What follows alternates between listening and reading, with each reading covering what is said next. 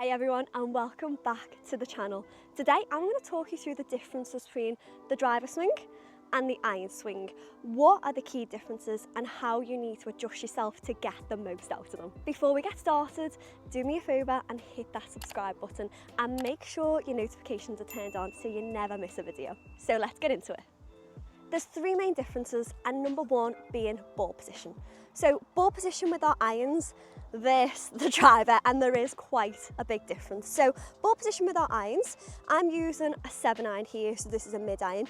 Ideally we want the ball to be just ever so slightly left of centre, so not way forward and not way back, just ever so slightly left of centre, which is going to allow you to hit down on the ball at the right time on the right time of the arc.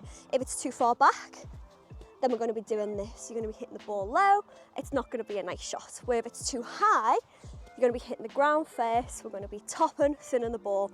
It's not going to be nice. So just left to centre, and the best way to gauge this is pop our toes together, take 2 steps forward, so 1, 2, 3 steps back, just so that our feet are shoulder width apart, not too wide, not too narrow, and that's going to leave us with the perfect ball position. So now the driver, first of all, we've got our ball popped up on a tee, like so, and then looking at the club, obviously it's a massive difference in the club. So this is designed to go high and far, this is designed to go mid-height, mid-distance, but as you can see, there's quite a big face, so you've got this large back here, so you need to set up your ball position in order to get the most out of it. And how the ball position looks now is forward in our stance like this. So where we're just left of centre with our irons because we want to hit down on the ball, now it's the complete opposite. We need to be this way.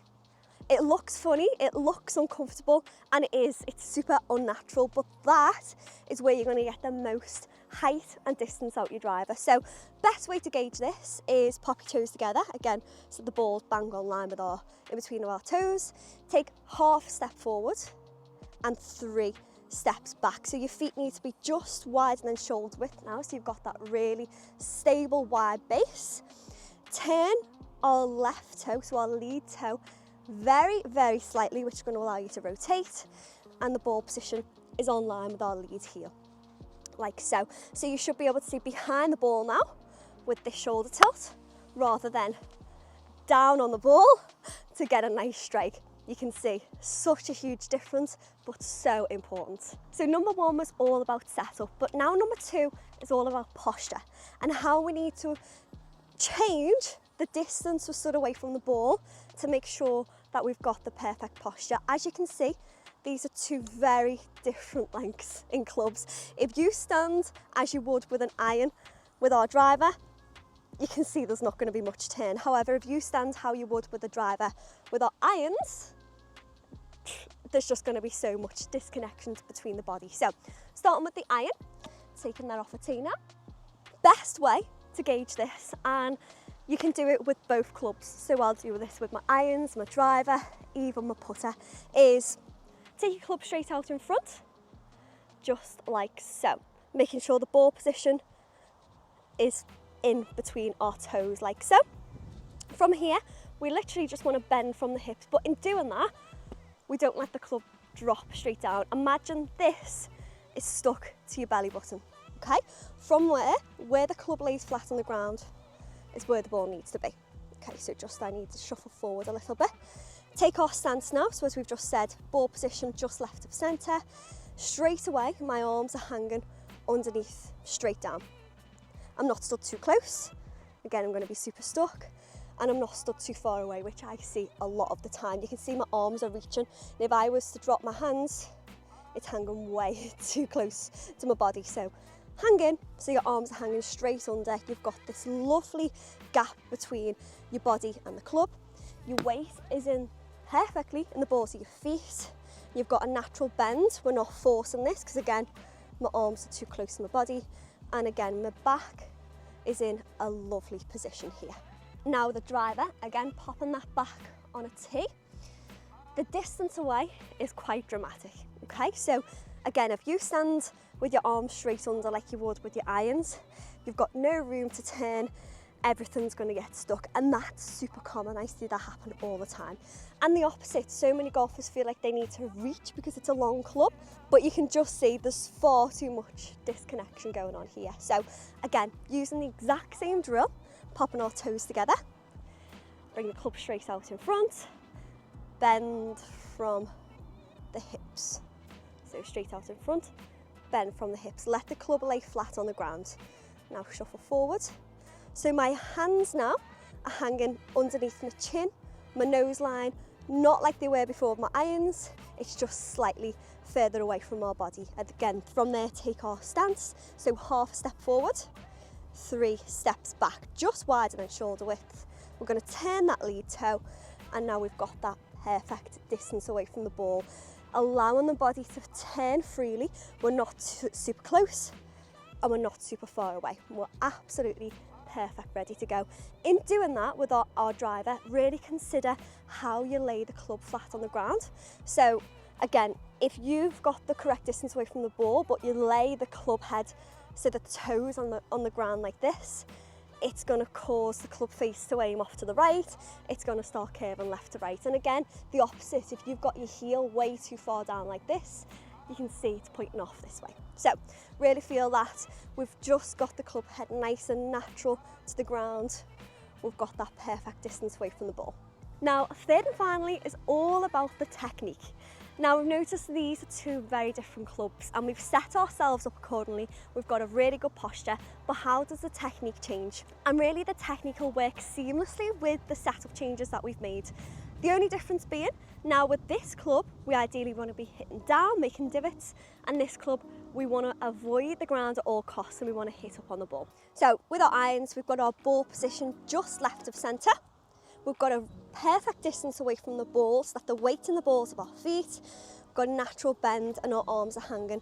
Those 2 things are super, super important. If you can get those consistent every time, then you're going to have a really good chance of hitting good shots. But if you're doing those differently all the time and you feel uncomfortable, then that's when you're going to have inconsistencies. So now with the technique, with the irons, we want to be hitting down on the ball.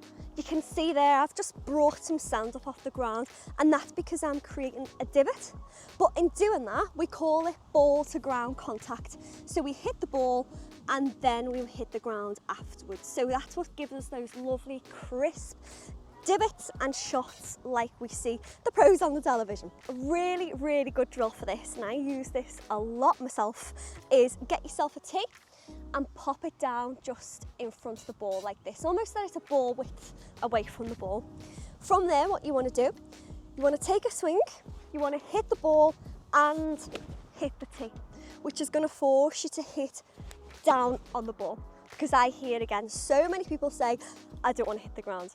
And that's when you're going to hit here, you're going to be topping it, you're going to be thinning it. So hit the ball and then the tee, and that's going to give you amazingly crisp strikes like so. But then work the tee in the opposite direction. So pop the tee behind the ball now. This should be probably about a couple of club head widths because it's quite difficult to do. So pop it further away. You can work yourself in closer, but I ideally like to start myself there. From here, what you want to do, you want to hit the ball but miss the tee, because this is going to force you to hit down. Again, where I see so many people go wrong with the irons is they hit the ground before the ball. That's where you're scooping up on it, you're leaning back, you're early extending, you're topping, you're thinning the ball. So if you can hit the ball first, again, imagine we've got a little tee down in front of the ball, that's when you're going to have a lovely compressed ball flight and you're going to be hitting it really nice. Again, this drill's super difficult to do, so start yourself out this way, work your way in to create that downward angle of attack. You're turning your body through to the ball. Again, you want to be hitting a really crisp divot. And now the driver. How do we need to adjust ourselves to hit the driver far, straight, like the pros? First off, we need to pick our tee height. So I always use this pink tee height because it just gives me the ideal flight, the distance I want. However, if I was someone that struggled to get the ball high up in the air, I'd pick something like the orange tee because it gives me that extra lift. With this is almost like a medium tee. You see most people using this. However, now if you're someone that doesn't like using a castle tee, which is one of these, you can use a normal wooden tee like this, which allows you to put it in as high or low as you like. I like to stick to the castle tee because it gives me that consistent height every time, but a lot of people like to use this. I've linked the tees that I use in the description below if you want to go over and see there. But again, these are called castle tees and these are called normal wooden tees. So how do we need to adjust the driver swing now? So first off, again, we've picked our tee height, popping the tee in the ground. This is where now we want to avoid the ground at all costs. We don't want to be hitting down on the ball. We don't want to be creating divots. It's a huge club face with a huge back. It's designed to go far. So now, again, like we've just spoke about with the irons, you've set yourself up accordingly. So you've got the correct ball position, which is super important. And we're going to talk about that in a second. We've got the right distance away from the ball, which gives us all this room, allows the body to turn. We've got the weight in the ball to our feet. The feet are a little bit wider than normal, so we've got that nice balance and structure. From there now, we want to be hitting up. So like we've just said with the irons, hitting down, creating those lovely divots. Now we want to be hitting up. So as you set up to the ball, pick a spot behind the ball like this. So what that does, that allows you to keep your sternum behind. It's going to stop you from swaying too much and it's going to stop you from dipping like you would with your irons. So again, you really want to be hitting up on the ball. So really want to think, turning your whole body.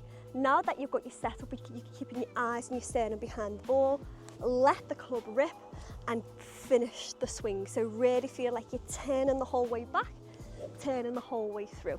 And a really, really good drill for this, again, using the tee like we spoke about before, pop it down in front of the ball.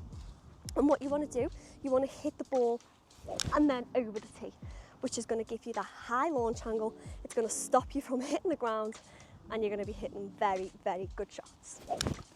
Like we said with the irons, where you want to hit the ball and then the ground, again, we want to avoid the ground at all costs here. So we want to be creating this brush and sweeping up motion, almost like the ball is taking off as you hit the ball. So no hitting down, we want to be hitting up.